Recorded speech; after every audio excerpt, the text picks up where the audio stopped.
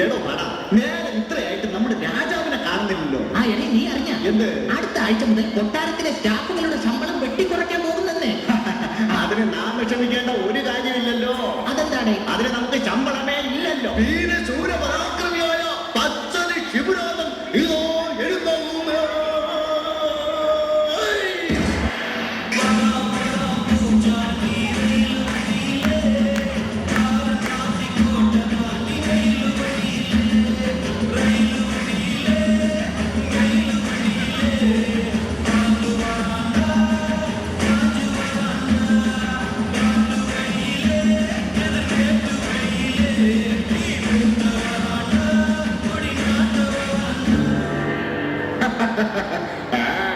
ഈ വണ്ടി കൊണ്ടുപോയി പാർക്ക് ചെയ്യും. രാജാവായ നാം വന്നിട്ട് കാഹളമൊന്നും കേൾക്കുന്നില്ലല്ലോ. കാഹളം മുഴങ്ങട്ടെ. അയ്യോ, ഒരു ഉയിരില്ലാത്ത കാഹളം. അല്ല, ഇതാരും മന്ത്രിയും. അതെ, മന്ത്രി, എന്തൊക്കെയുണ്ട് വിശേഷങ്ങൾ?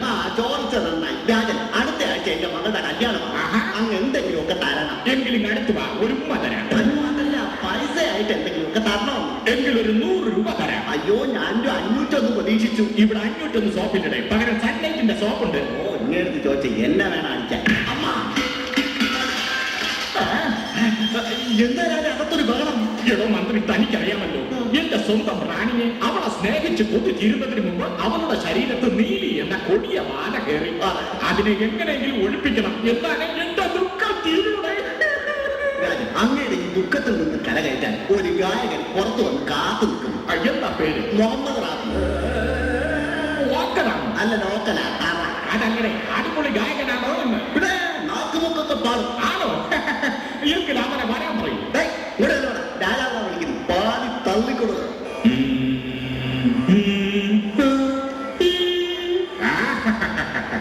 ഞാൻ പറഞ്ഞില്ലേ, മാച്ചത്തമ്മ തോലിട്ട മേലെ കിട്ടി.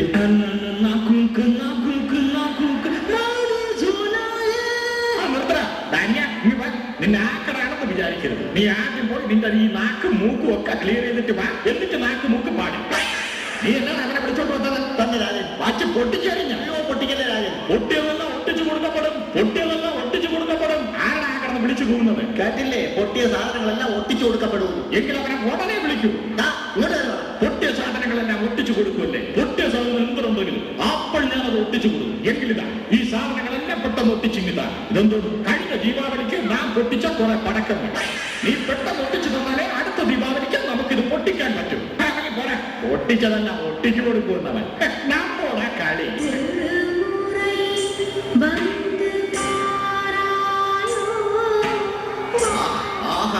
രാജൻ, നല്ല ശ്രുതിമധുരമായ ഗാനം കേൾക്കുന്നു. ആരാ ഈ പാടുന്നത്? ചെന്ന് കയറിക്കൊണ്ടേ. എന്റെ പെണ്ണും പിള്ള അവൾക്ക് ബാധ കയറുമ്പോൾ അവള് പാടുന്നതാണ്. ബാധ കൂടുമ്പോ ഇത്ര മനോഹരമായിട്ട് പാടാൻ പറ്റുമോ? പിന്നെ ഇപ്പൊ എനിക്കൊരു കാര്യം മനസ്സിലായി. എന്തോന്ന്? ബാധ കൂടുന്ന പിള്ളേരാണ് ഈ പാട്ടിന്റെ റിയാലിറ്റി ഷോയിൽ പങ്കെടുക്കുന്നതെന്ന്. എന്താണ് കിടന്ന് വിളിച്ചു പോകുന്നത്? റാണി മട്ടുപ്പാവിന്റെ മുകളിൽ സാരി ഉടുക്കാതെ പാട്ടും പാടി നടക്കുന്നു. ആകെ നാണക്കേടായല്ലേ. പേടിക്കണ്ട, ചുരിദാർ ഇട്ടിട്ടുണ്ട്. സമാധാനമായി. എടോ, ഇങ്ങനെ പോയാൽ ശരിയാവില്ല. ഇതിനെന്തെങ്കിലും ഒരു പരിഹാരം കണ്ടേ പറ്റൂ. ഞാൻ ആലോചിച്ചിട്ട് ഒരൊറ്റ പരിഹാരം വരും. എന്താണ്? ഒരു കാര്യം ചെയ്യാം. ജാഗര കണിയനെ വിളിച്ച് റാണിയുടെ മോദം ഒന്ന് നോക്കിച്ചാലോ? എന്താട്ടെ? അല്ല, മോഹന കണിയനെ വിളിച്ച് റാണിയുടെ ജാതകം ഒന്ന് നോക്കിച്ചാലോ? എങ്കിൽ എത്രയും പെട്ടെന്ന് അയാളെ നമ്മുടെ മുമ്പിലിട്ട് കത്തിക്കൂ. അപ്പൊ വല്ലരെ എത്തിക്കാൻ ഉത്തരവ്.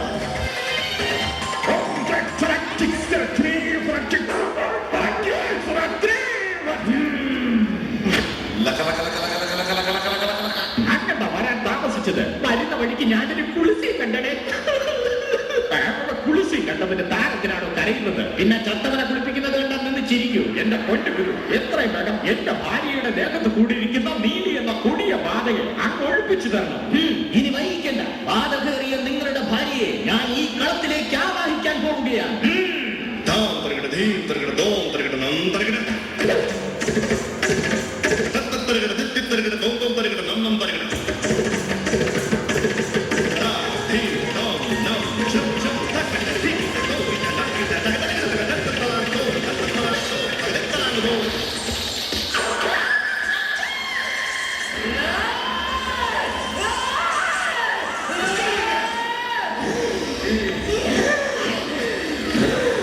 എന്റെ പൊന്നിരായ, ഇത് ബാധ കയറിയതൊന്നും അല്ല, റാണിക്ക് വലിവിന്റെ അസുഖമുണ്ട്. കണ്ടില്ലേ നിന്ന് വലിക്കുന്നത്? ഇത് വലിവല്ല, ഇത് ഞങ്ങളുടെ ഒരു സ്റ്റൈലാണ്. ഞാൻ നീലി, ഞാൻ ചോപ്പൻ. കണ്ടില്ലേ ചുവന്ന ഡ്രസ് ഇട്ടിരിക്കുന്നത്? കളിയാക്കണ്ട, എന്നിട്ട് വിളയാടാതെ എനിക്ക് രക്തം വേണം. ഇതെന്ത് ഭാഷയാണ് ഈ പറയുന്നത്? എന്റെ പൊന്നു മന്ത്രവാദി, ഇതാണ് കുഴപ്പം. ഇടയ്ക്കിടയ്ക്ക് ഇവിടെ തമിഴ് പറയും.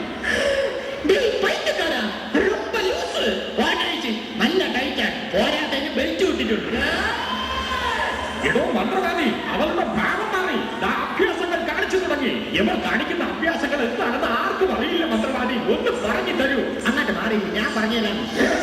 ഇപ്പോഴാണ് സംഗതി പിടികിട്ടിയത്. ഇത് സ്ഥിരമായിട്ട് 2020 ക്രിക്കറ്റ് കാണുന്ന ഏതോ കൊടിയ ബാധയാണ്. അതെങ്ങനെ മനസ്സിലായതോ? കണ്ടില്ലേ അവൾ വൈഡ് കാണിക്കുന്നത്? ഗുരു, ഇതെന്താ നീ കാണിക്കുന്നത്? ഇത് മനസ്സിലായില്ലേ? ഇതാണ് ഔട്ട്. ഇതെന്താ ഗുരു? ഇതാണ് LBW. എടോ മന്ത്രവാദി, ഇവരുടെ ബാധ എങ്ങനെയെങ്കിലും ഒഴിപ്പിച്ച് നമ്മെ രക്ഷിക്കുമെന്ന്. ശരി, നീ ഒഴിഞ്ഞു പോകുന്നോ ഇല്ലയോ? ഇല്ല, ഞാൻ ഒഴിഞ്ഞു പോകില്ല. എനിക്ക് ബ്ലഡ് വേണം. നമുക്ക് ഒഴിപ്പിക്കൽ ചടങ്ങിലേക്ക് കടക്കാം. ഞാനിവിടെ 3 പെട്ടികൾ നിരത്തി വെക്കും. അതിൽ 3 മന്ത്രങ്ങളും കാണും. ഈ മന്ത്രങ്ങൾ നിനക്ക് അനുകൂലമാണെങ്കിൽ നീ രക്ഷപ്പെടും, ഇല്ലെങ്കിൽ നീ ഇവിടെ കിടന്ന് നരകിക്കും. മത്സരം തുടങ്ങാം.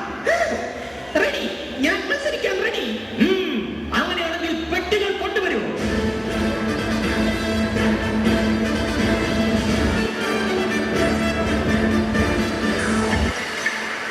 ഇനി നിനക്ക് ഇതിൽ നിന്നും ഒരു പെട്ടി സെലക്ട് ചെയ്യാം. സെലക്ട് ചെയ്യൂ. പെട്ടി നമ്പർ 2. പെട്ടി തുറക്കൂ. തോട്ടത്തിൽ വള്ളി പറിക്കാൻ പോയി. ഇതാണ് ഈ പെട്ടിയിലെ മന്ത്രം. നീ രക്ഷപ്പെട്ടിരിക്കുന്നു.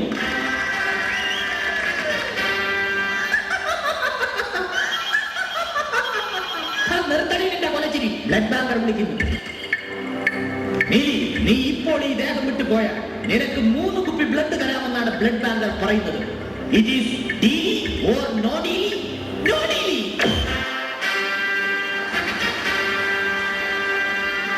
അടുത്ത പെട്ടി സെലക്ട് ചെയ്യൂ. പെട്ടി നമ്പർ 3. പെട്ടി തുറക്കൂ. കടയിൽ പോയി 1 ഡസൻ വള വാങ്ങി വളയുടെ നിറം എന്ത്? ഈ പെട്ടിയിലെ മന്ത്രം ഇതാണ്. നീ വീണ്ടും രക്ഷപ്പെട്ടിരിക്കുന്നു. നിന്റെ കൊലച്ചിരി. ബ്ലഡ് ബാങ്കർ വീണ്ടും വിളിക്കുന്നു. നീ ഇപ്പോൾ ദേഹം വിട്ടു പോയാൽ നിനക്ക് 5 കുപ്പി ബ്ലഡ് തരാമെന്നാണ് ബ്ലഡ് ബാങ്കർ പറയുന്നത്. It is deal or no deal? No ഡീലി.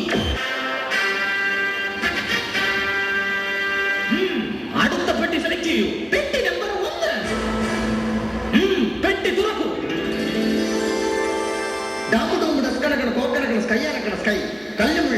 പട്ടണത്തിൽ പോ. ഇതാണ് ഈ പെട്ടിയിലെ മന്ത്രം. നീ വീണ്ടും രക്ഷപ്പെട്ടിരിക്കുന്നു.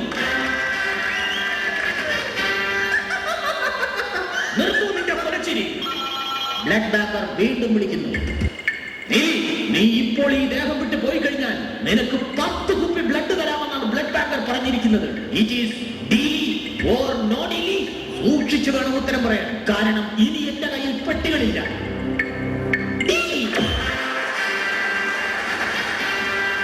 ആശ്വാസമായി. അങ്ങനെ 10 കുപ്പി ബ്ലഡിൽ ഇവൾ ഒഴിഞ്ഞു പോകാമെന്ന് സമ്മതിച്ചിരിക്കുന്നു. ഈ 10 കുപ്പി ബ്ലഡ് ഇവൾക്ക് നൽകുന്നതിനായി രാജാവിനെ ക്ഷണിച്ചുകൊള്ളുന്നു. അയ്യോ, ആശ്വാസമായി, സന്തോഷമായി. നമുക്ക് അങ്ങനെ 10 കുപ്പി ബ്ലഡിൽ ഈ ബാധയെ ഒഴിപ്പിച്ചു. മന്ത്രവാദിയെ നാം സമ്മതിച്ചിരിക്കുന്നു.